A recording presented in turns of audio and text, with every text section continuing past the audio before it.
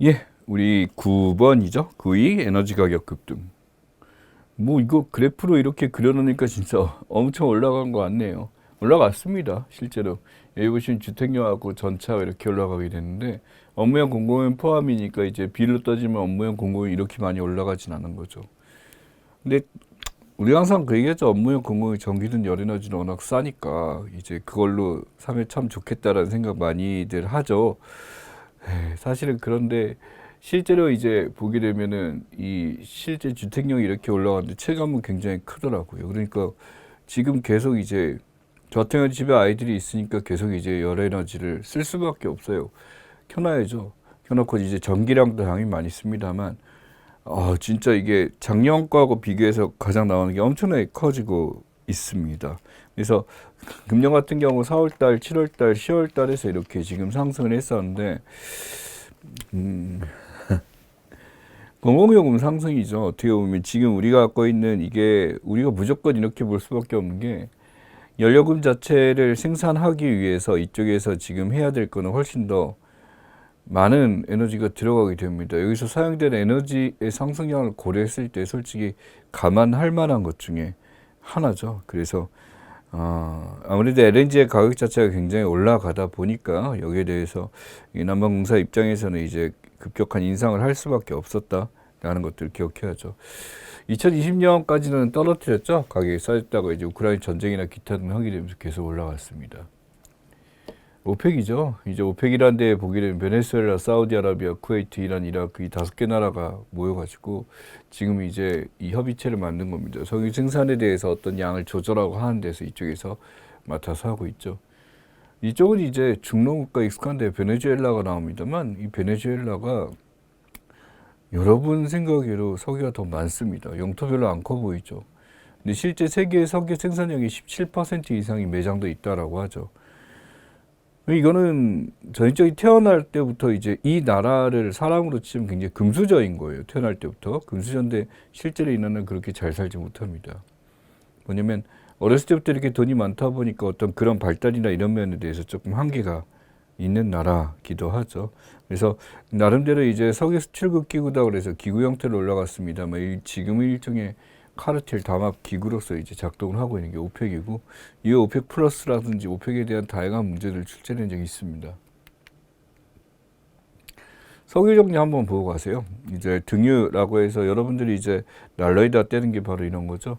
어디로부터 끓는 전 범위, 액체 상태의 석유를 이야기합니다. 굉장히 어렸을 때는 친숙하게 볼 수 있고 사실 우리가 그 차에 넣는 거는 우리가 못 보잖아요. 넣고 이렇게 되는데 등유는 실제로 이제 떼어갖고 본 적이 있죠. 탄화수화물이고 물질분이 분별증에서 얻는데 가장 저렴한 기름에 해당하게 되죠. 그래서 저렴하다는 것은 당연히 집에서 가정용으로 많이 활용하기 때문에 이렇게 되는 거고 경유입니다. 이제 자동차에 넣는 것 중에 하나는 경유와 휘발유를 보게 되죠. 150에서 350 정도 액체 상태의 석유를 이야기합니다. 그래서 10개, 20개에서 다 가변 탄화수소에 해당하게 되는데 지금보다 15에서 270도 액체 상태 낮은 점이죠. 끓는 전의 범위가 낮아서 더 일찍 탄다라고 한다면 이것은 조금 더 높은 것들 그래서 분별 증류 통해서 이루어진다. 크로마토그래피 형식으로 나눠서 이렇게 얻게 되고 이제 가장 이제 끓는 점의 범위가 30, 200도 액체 상태의 성유가 바로 이발력입니다. 가장 가벼운 거에 대해서 하는 거죠. 분별 증류하게 되고 이발유에서 납성분을 제거해서 우리가 무연 휘발유까지도 이렇게 됩니다. 그래서 지금 문제는 이 휘발유가 당연히 경유나 등유보다 가격이 비쌌는데 역전 현상이 일어난 거죠. 이것은 이제 뭐 짧게 얘기하면 세금 문제입니다. 휘발유에 들어가는 세금이 워낙 많다 보니까 어떤 지원되는 세금이 많다 보니까 상대적으로 이제 경유 디젤이라든지 이쪽에 들어가는 것이 없다 보니 가격이 상대적으로 굉장히 높아지는 현상을 보여준 거죠. 등유도 지금 굉장히 비싸진 상황이죠. 국제 관람식이죠. 예, 국제 관람식 인터내셔널 프레이트 리뷰. 국제 관함식이네요. 예, 그래서 이게 바로 뭐냐면 북한, 일본에서 지금 했었던 거 이제 자위대에서 이제 나름대로 자신들의 어떤 관함이나 이런 것을 해상 자위대가 창립 70주년 맞아가지고 했었던 국제 관함식인데 우리나라 여기 참석할 것인가 말 것인가 많았습니다. 근데 여기 보시면 자위대 국기 보시면 우길기하고 똑같잖아. 여기에 바로 경례를 붙인 게 원인이 됐었죠. 분명히 이런 일이 있을 거다라고 해서 조심해라라는 얘기 많이 전달을 했었습니다. 근데 그게 제대로 조절되지 않게 됨으로써 또 다른 이제 비판의 중심에 서게 된 상황이라고 보시면 될 것 같아요. 그래서 결국 우길기에도 격려를 했고 기시다일본 수상인데 지금 우길기하고 자유한기하고 지금 보이시죠? 두 개의 차이점이 보이나요? 제가 보기엔 안 보입니다.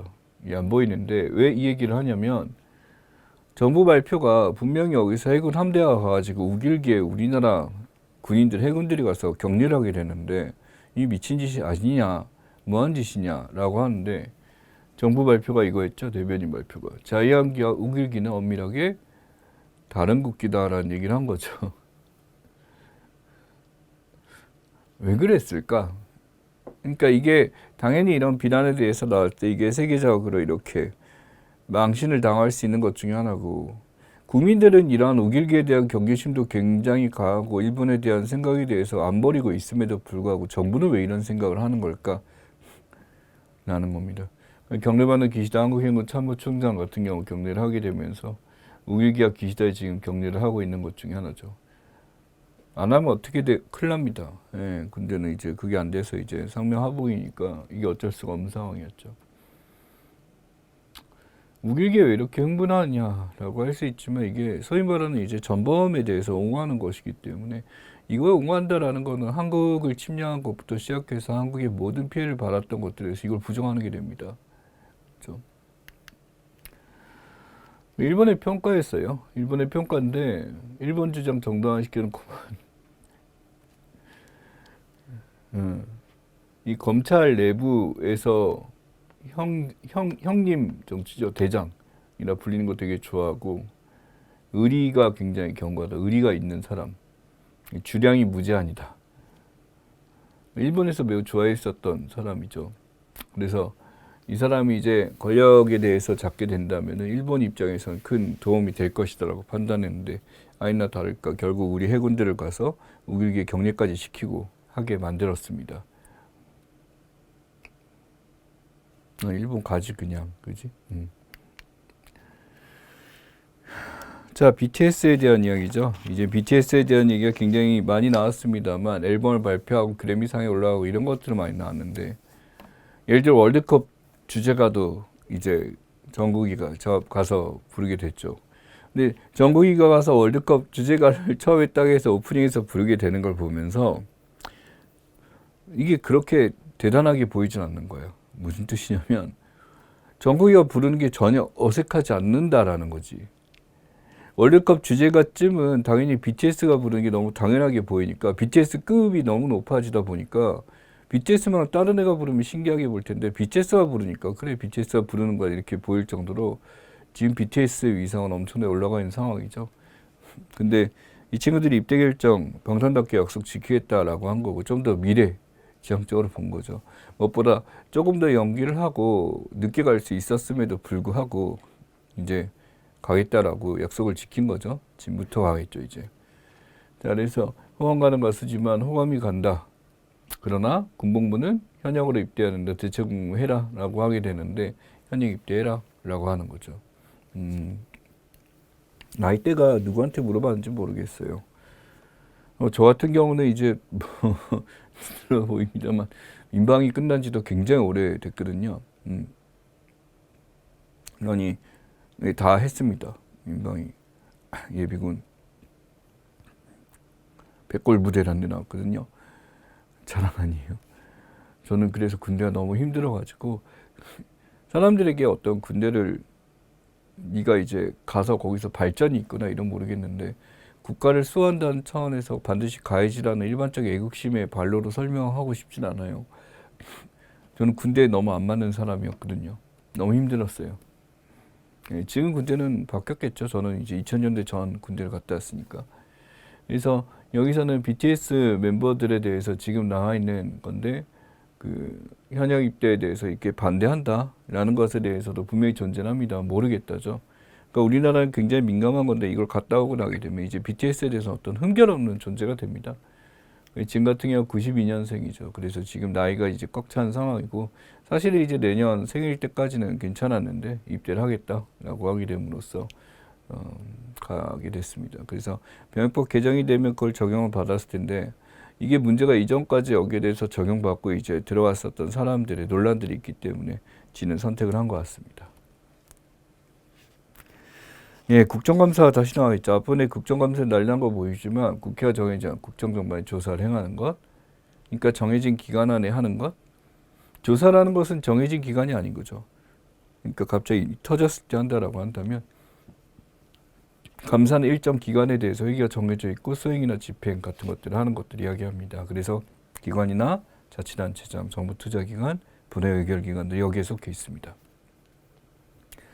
왜 시행하냐면요, 헌법국회법 지금 나와 있어요. 국정운영 실태 같은 것을 감안한다. 우리는 선거 분립에 있는 거고 국정감사를 통해서 이제 국회라는 국민의 대표들이 지금 정부가 운영을 어떻게 잘 하고 있는지를 정확하게 파악하고 이 방향을 바로잡는 데 국정감사의 목적이 있습니다. 근데 지금은 또 파행으로 치닫고 있는 게 현실이죠. 자, 정책목이 이제 공공목표 실적입니다. 보금자리론, 디딤, 또 노출, 적격, 대출에서 4월 기준에 이렇게 됐는데 목표 대비 지금 이래요. 왜 그럴까? 집값이 떨어진 거지. 집값이 떨어지게 됨으로써 사람이 집을 사는 데 대해서 굉장히 지금 조심하고 있는 실정 중에 하나죠. 그러니까 영끌이라 그래서 모든 돈을 끌어모아 집을 샀던 사람들이 집값이 폭락하기 시작하면서 너무나도 지금 굉장히 고점에 잡히게 되면서 힘들어하는 사람들이 많이 늘어나고 있습니다. 사실 이러한 이 정책 모기지에 대해서 우리가 기억을 해야 될 게 대한대출 과정 이자 분담금과 편익 증가된다. 바로 뭐냐면 이러한 이 채무자들에 대해서 안심전환 대출이 있죠. 안심전환 대출하게 되면 이제 원클릭으로 지금 있는 것도 있고요. 그래서 이 온라인 원스톱 대한대출이란 건 뭐냐면은 언제든지 우리가 이제 다른 은행으로 갈아탈 수 있게 그 정보를 국가에서 보여주게 되는 것 중에 하나입니다. 편익 증대, 영업기회 창출, 대출 업무 처리, 비용 절감. 핀테크 같은 경우는 이제 플랫폼 경쟁에 올라갈 수 있다라고 하게 되는데 결국 은행들도 경쟁력을 갖추어야만 이제 나름대로 살아남을 수 있는 시대가 된 거죠. 또한 자동차 보험도 떨어질 거다라고 하고 있습니다만 보시면은 차보험 손해율에 대해서 81.1% 지금 이렇게 나왔는데 적정선이 77에서 80이라고 나왔어요. 맨날 엄살피지. 가입차주는 평균 보험료 하게 되면 62만, 110만 이렇게 나와 있습니다. 그래서 기억하시고. 자, 그 다음에 양분한 보수와 진보입니다. 우선 이거는 진보 쪽이라고 봐야 되겠죠. 대통령 집회니까. 이쪽이 일반적으로 윤석열 퇴진 중고등학생 촛불 집회였습니다. 11월 5일 날 해가지고 광화문역에서 하게 된 거. 그래서 지금 이렇게 됐는데 문제는 이제 중고등학생 촛불 집회는 11월 5일이다 보니까 고3들 같은 경우는 수능 때문에 아마 참관 힘들었겠죠. 그래서 촛불 집회 이렇게 하겠다 그랬는데 왼쪽 같은 경우는 교복 학생증에서 지금 좀비 형태로 이렇게 했었다라고 합니다만 저 같은 경우는 이제 가짜 뉴스였죠. 이제 이걸 이용해서 만들어낸 이제 다른 형태로 이제 재밌게 표현해서 한 것 중에 하나였고 어찌됐든 이쪽 진보 집회는 있었습니다. 그다음에 여기 보시면 이재명 구속하라, 문재인 구속하라 하게 됨으로써 사람들 보이죠. 연배가 확실히 다릅니다. 어르신들이죠. 네, 그래서 이제 이분들이 지금 여기에 대해서 이재명과 문재인 구속하라, 민주당에 대한 비판하는 보수 태극기 집회 입장이 보여주고 있습니다. 태극기 미국 같은 것 같이 보이고 있고 이들 간의 충돌을 막고자 여기서 가드를 했었죠. 가드를 해서 이 둘 간의 충돌을 없애고자 이렇게 했었고 지금 굉장히 가열차게 우리나라는 이러한 집회들이 계속 나타나고 있습니다. 근데 이제는 대통령, 윤석열 대통령에 대해서 훌륭하다, 뛰어나다라는 얘기를 안 하고 좀 믿고 냅둬라 라는 얘기를 많이들 하고 있는 것 같아요. 뭐지 이건? 라는 생각이 듭니다. 왜냐면 지금 이제 지지율 자체가 회복이 안 되고 있죠. 그리고 상황에 대해서 지금 선택이나 기타 등등 보게 되면 굉장히 아쉬운 점을 많이 보이고 있는 건 사실입니다. 자, 역대 포스코 회장인데 이제 민영화에 대한 이야기요. 민영화의 대표적인 그룹이 이제 포스코에 대한 이야기인데 중도사태 설명 안 해도 될 겁니다. 일종의 사형화에 대한 이야기인데 한국통신도 거의 마찬가지입니다. 그래서 민영화를 하게 되면은 당연히 효율성도 살리고 공공성도 이제 함께 간다라고 하겠지만 결론적으로 보자면 뇌물수수나 내부 갈등이나 기타 등 문제 때문에 거의 다 포스코 회장들은 그냥 나오게 된 게 일반적이었습니다. 결국 지금 정부가 이제 인천공항부터 시작해서 그 전에 많이 얘기 나왔습니다. 이후에 나와 있는 민영화 작업들을 굉장히 많이 하려고 하고 있죠. 여기에 대해서 이제 국민들 입장에서는 이것이 맞는가라는 거에 대한 고민을 해야 되는데 이러한 민영화 과연 정답이 아니라는 것이 가장 민영화의 가장 대표적인 포스코가 보여주는 사례입니다. 자, 엔화 이하나 추락 32년 15년 만에 최저 나와 있습니다. 일본에 대한 이야기인데 일본 버블 진입기에서 이거 현재 우리나라가 아니라 이제 예전 자료입니다. 예전 자료인데 일본 보시면 이거 보시라고. 도쿄 도심지가 우선국도 이제 도쿄 도심부터 가격이 엄청나게 올라가고요. 저금리 기조입니다. 10% 상회한 통화 증가, 통화가 엄청나게 증가해서 돈이 막 퍼들어가기 시작하고 소비자 물가 1% 미만으로 물가는 또 안정돼요. 물가는 안정돼 돈이 많아지다 보니까 부동산 관련 대충하게 됨으로써 이러한 부동산이 엄청나게 증가하기 시작합니다. 그래서 그 당시에 그 버블 경제 때 보여주는 게 제가 이제 이거 뭐지 그 비디오 게임이라고 하죠. 제가 가지고 있는 것 중에 그 일본의 어떤 역사 속에 있었던 어떤 그 배경 속에서 진행되는 게임이긴 합니다만 일본의 버블의 모습을 굉장히 잘 보여줬던 게임이 하나 있어요. 용과 같이라고 거기 있었는데 거기 보면 사람들이 길가에서 버스를 타는데 10,000엔짜리를 막 흔드는 게 나옵니다. 그게 한 장, 두 장, 더블, 따더블 이렇게 부르고 그때 막 소위 말하는 긴자나 뭐다 해서 그 사람들이 돈을 흥청망청 쓰든 이 버블의 시대 하루아침에 막 돈을 벌고 이런 것들이 너무나도 많이 있었던 것 중에 하나죠. 근데 그 버블이 한 방이 빵 터졌냐? 사실 버블처럼 그렇게 한 방이 터지지는 않았어요. 스물스물 이렇게 내려가게 됐는데 이런 버블 자체가 가장 컸던 게 이 부동산 비용의 상승이었고 이 부동산을 가지고 있었던 사람은 엄청나게 떼부자가 될 수 있었던 거죠. 근데 이게 그 당시 우리나라도 보면 강남 지역 아파트값이 이렇게 올라가게 되면서 이 당시 같은 경우 이제 버블이니까 이 2000년대 초반 같은 경우 나타났던 모습이 강남 지역 아파트값 같은 경우 이때는 초반에는 구매할 만 했었죠. 근데 갑자기 막 1990년대 이후부터 갑자기 상승하기 시작한 게 이때부터 나타난 현상 중에 하나입니다. 이것이 엔달러 환율치를 보시면 1980년 밀 프라자 합의해서 나타난 거 지금 나타나죠. 부문계에서 이렇게 떨어지게 되다가 아베노미스에서 현재까지 지금 이런 상황입니다. 근데 지금 이 엔달러 환율 엔가가 엄청나게 떨어지고 있죠. 위안화 같은 경우도 지금 이렇게 됐다가 엄청나게 지금 달러 강세를 해서 둘 다 폭락을 하게 됐습니다.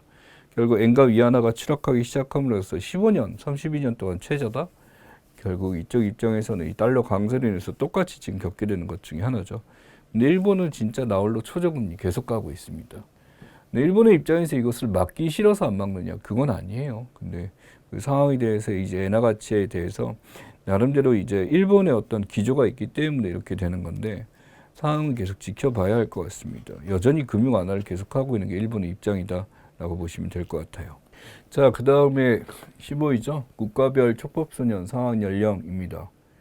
이 촉법소년에 대해서는 뭐 많이들 아실 거예요. 그래서 10세, 14세에서 19세까지 이렇게 있게 되고 한국 같은 경우 14세에서 이제 13세로 바꾸려는 법안이 아직은 통과가 안 됐습니다. 14세까지로 되고 있고요.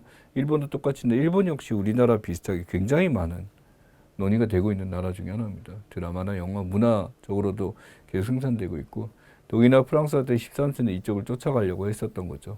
스코틀랜드, 미국 일부주 같은 경우 7세 미만인데 일부주 해놨습니다. 이거는 지금 자료 자체가 우리나라 촉법세이 높다는 걸 보여주려고 한 것 같은데 이렇지 않은 나라들도 분명히 존재해요.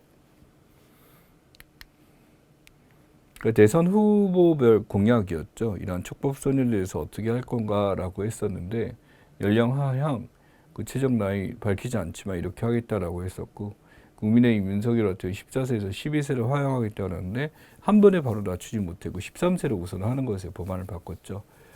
연령 하향 반대, 정의당 꺼냈고 안철수는 12세 하향, 국민의힘과 똑같은 이야기를 했었습니다. 문제는 소년사건 처리 추이가 이렇게 증가되고 있는데 이게 소년 보호사건 성취를 했다라는 거, 기소율과 실제 이제 보호사건 성취에 대해서 상황에 대해서 보는 겁니다. 이 비율 자체를 보실 필요가 있는데 점점씩 이제 4년에 비해서 이게 기소되는 게 점점 더 늘어나고 있다라는 게 사례고요. 여긴 또 선도조건부 기소유예 같은 것도 존재하죠. 그래서 지금 이 두 개를 비교하는 것에 대해서 우리가 매우 중요한 것 중에 한 사례가 됩니다라는 것들 보셔야 되죠. 그래서 여기 보시면은 소년법상 이제 보호자 보호 처분에 대한 이야기인데, 요거는 이제 시사적으로 여러분이 좀 아셔야 될 게 있네요. 그러니까 10세가 있고 현재는 14세입니다. 나중에 여러분이 이제 시기가 바뀌게 되면 법안 되면 확인해야 될 텐데 13세로 조만간 바뀌게 될 거예요. 지금은 14세죠. 13세로 바뀌게 되면 조금 차이가 뭐냐면 이 10세 이하에서는 아무런 처벌이 없습니다. 근데 이 안에 대해서는 바로 무슨 처분만? 여기 나와 있는 보호 처분만 가능하다죠. 그래서 이 안에서만 가능한 것 중에 하나입니다. 그 다음에 14세부터 19세까지는 보호 처분 플러스 검찰에 대해서 이제 소위 말해 형사처벌이 가능한 거죠.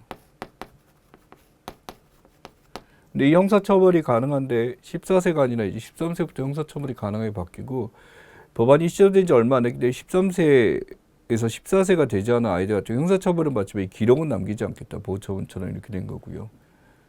이게 이제 그 주체 역할에 대해서 봐야 됩니다. 경찰의 역할에 대해서는, 경찰은 그러니까 가정법원 소년부에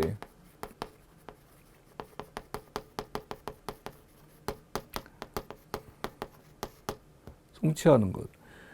그래서 이 경찰 같은 경우는 법원부에 송치를 해서 올린다라고 하는 것에 대해서 지금 얘네가 바로 올리냐라고 했었을 때 실제 이제 검사에게 전달을 해줘야 되겠죠. 그래서 법원에 송치하는 행위 자체가 이제 선도 조건부가 지금 될 텐데, 실제 검사에게 올리게 되면 이러한 검사는 소년부로 올릴까 아니면 형사 법원에 올릴까 아니면 여기 이거 중요합니다. 선도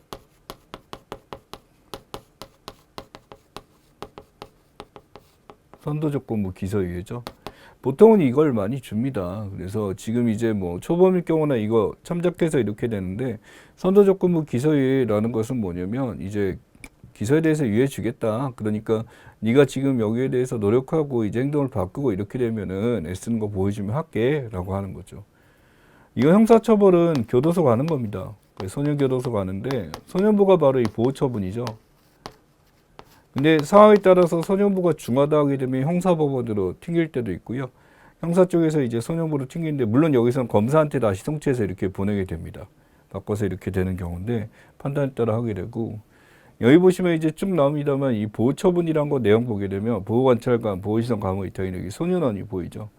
그러니 여기서 이제 검사에서 이제 굉장히 중하다 해서 형사로 가게 되면 소년 교도소라고 있습니다. 그래서 소년 교도소와 소년원은 차이가 있다는 거.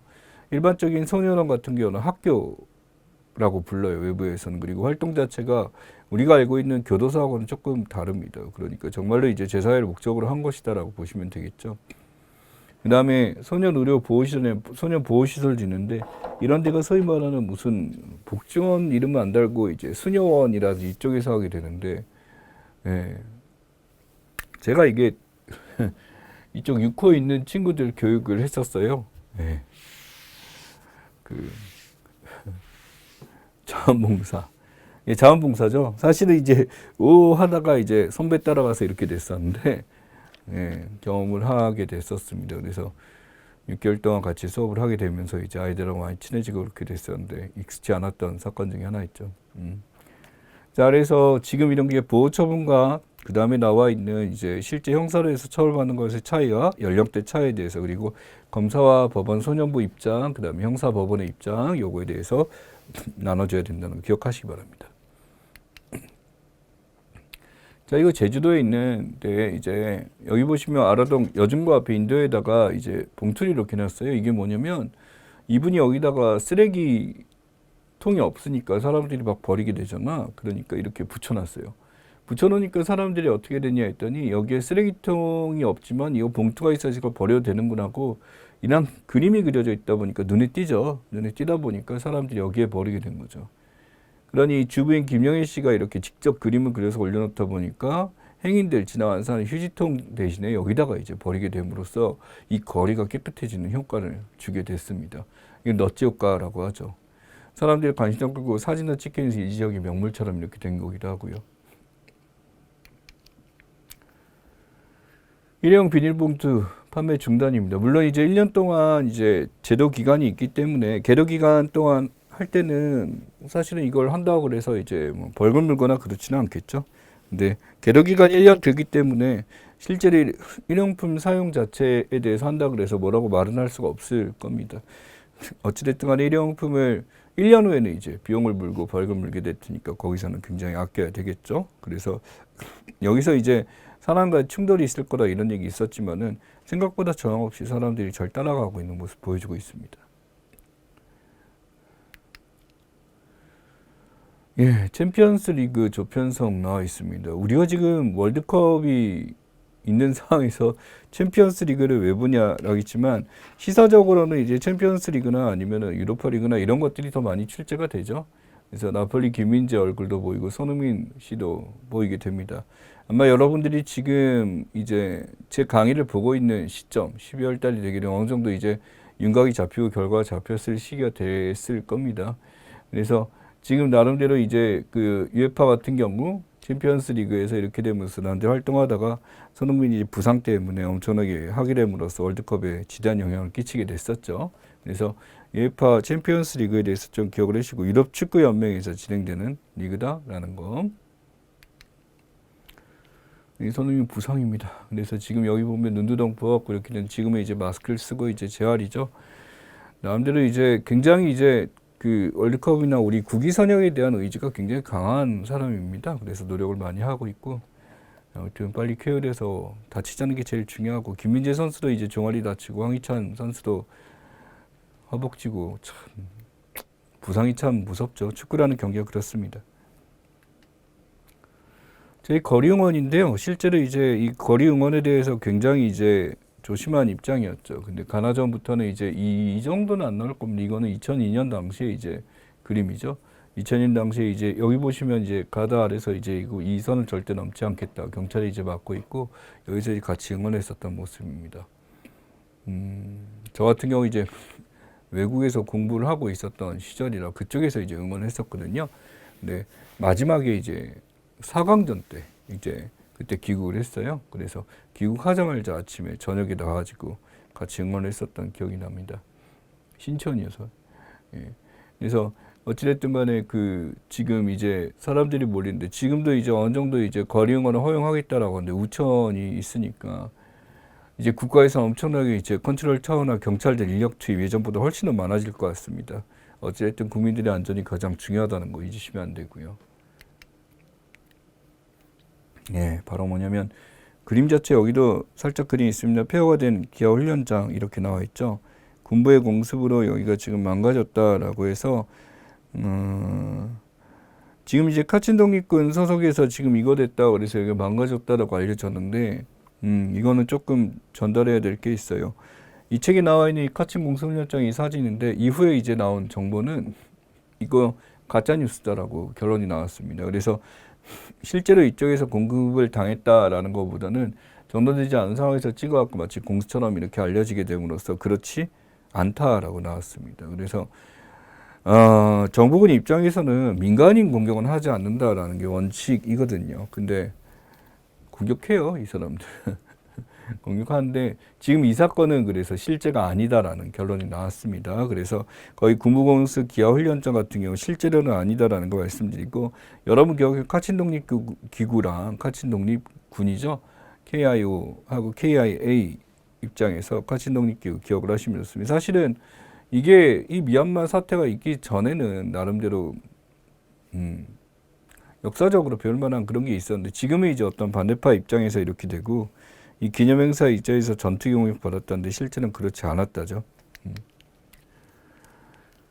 여기 보면 미얀마 군부 sustains abuses in battle. Key here, 카친 스테이트에서 많은 걸 잃었다라고 하는 거. 그래서 여기서 보면 카친 스테이트에서 여기 지금 이야기가 나와 있습니다. 여기가 지금 이걸 알린 데가 어디냐면 이라디죠. 이 언론사도 지금 그래서 이걸 알렸다는 이유로 통제를 시켰습니다. 문제는 이제 미얀마 군부 독재가 이런 언론 통제부터 시작해서 아주 전방위적 모든 것을 통제하고 있기 때문에 지금 문제가 된 거죠. 이라디 활동을 막았다라는 게 이쪽이 하나의 특징 중에 하나고 예를 들어 이제 전 의원이나 기타 등등 이런 사람들이 가짜 뉴스를 생산했다 이들을 비판한 얘기를 하게 되면 100년 이상 형벌 때리면서 전부 다 맞고 있는데 어디까지 지속될까 궁금하기도 합니다. 그래서 굉장히 오랫동안 하는 거고 사람들이 점점씩 기억에서 잊혀진다라는 것에 굉장히 두려워하고 있는 상황인 거죠. MBN 사건입니다. 6개월 업무 정지 처분에 대해서 행정소시 1심 패소인데 여기서 기억해야 될 게 MBN이란 이제 종편이죠. 매일경제입니다. 매일경제 신문에서 진행되는 건데 얘네들이 지금 나름대로 이제 블랙아웃으로 이어질 수 있다 이런 얘기 나왔죠. 6개월 동안 얘네가 멈춘 이유는요. 방송 자체에 대한 것보다도 내부적인 이제 그 위법한 행위를 했기 때문입니다. 바로 뭐냐면 이 공공성이 높은데도 불구하고 나름대로 사업하면서 비리를 저질렀다. 이 중에 이 사진들 이렇게 돼가지고요. 이제 대출을 이제 불법으로 받게 됨으로써 비용이 되는 거지. 그러니까 방송을 지나치게 보고 부당하다라고 하게 되는데 자신들의 잘못은 있다라는 거죠, 확실하게. 그리고 이것은 애초에 종편을 처음 만들 때부터 약속된 것 중에 하나입니다. 그래서 방송의 공적 책임이나 이렇게 했는데 문제는 이 재정적 능력, 자금 출자 능력에 대해서 있는 건데 경영 투명성이라든지 자금 조달 운영계 이런 것들이 투명하게 이루어져야 될 텐데 이쪽이 망가지게 됨으로써 방송 그 자체에 대한 문제보다도 이 아래에 있는 이 내용 때문에 지금 난리가 났었던 것 중에 하나입니다. 그래서 이 모든 것이 투명해질 때 종편에 승인을 해줬던 건데 여기에 문제가 되니까 당연히 6개월 문을 닫게 된다면 이거는 방송국 자체의 종편 위기죠. 어떻게 보면 6개월 동안 방송을 못한다? 이건 큽니다. 자, 비상경제 민생회의 주요 정책 나와 있어요. 이 비상경제 민생회의라고 하게 되는 게 우리 이제 모든 부처 입장에서 각 부처 장관들이 격제 활성화해서 지금 노력하고 있는 것 중에 하나죠.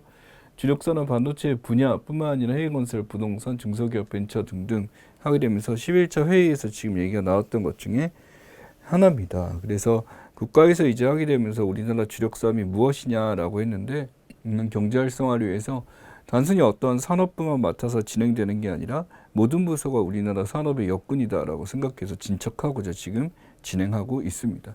물론 이 중에서도 가장 큰 거는 이게 반도체 분야고 아무래도 이제 코로나가 횡행하게 됨으로써 이제 올라갔었던 게 이 바이오 파트 이쪽도 있었죠. 그리고 우주에 대한 발전 계속하고 있고요. 해외건설 부동산 지금 계속하고 있습니다. 결국 이 부동산에 대해서 난리가 나고 있는 상황이기 때문에 이것을 이 규제지역 추가로 해제하게 되면서 나름대로 변화를 주고자 하고 있습니다. 이게 시스템 반도체죠. 메모리 반도체 같은 경우는 굉장히 우리나라가 강한 나라에 있습니다. 그래서 삼성이나 하이닉스의 반도체에 대해서 모두 다 선호하고 있습니다만 이 시스템 반도체라는 것은 시스템을 담당하기 때문에 이게 없으면 그래서 자동차가 생산이 안 됐던 이유기도 하고요. 기본적으로 이게 부재하다 보니까 모든 생산 공정 자체가 속도가 늦어지게 되면서 가격이 부지기수하게 올라갔던 것 중에 하나입니다. 시장 점유율을 계속 이제 늘리는 거죠. 22년 3%까지 나름대로 이제 올렸습니다만 이후에 이렇게 올리게 됨으로써 올리겠다. 파운드리 같은 거 메모리 경제는 단기간에 올리고 팹리스 같은 거 올리겠다라고 하는 거죠. 그래서 나름대로 산업 패러다임 자체를 지금과는 바꿔서 시스템까지 우리가 어느 정도 위치에 올라갈 수 있도록 경쟁사가 대만이라는 나라의 TSMC라는 것이거든요. 그래서 이쪽을 우리가 나름대로 어떻게 잡고자 노력하고 있는 상황이다라고 말씀을 드리겠습니다. 자, 여기까지 20위까지 해봤고요. 후반부 조금 쉬었다가 가도록 하겠습니다.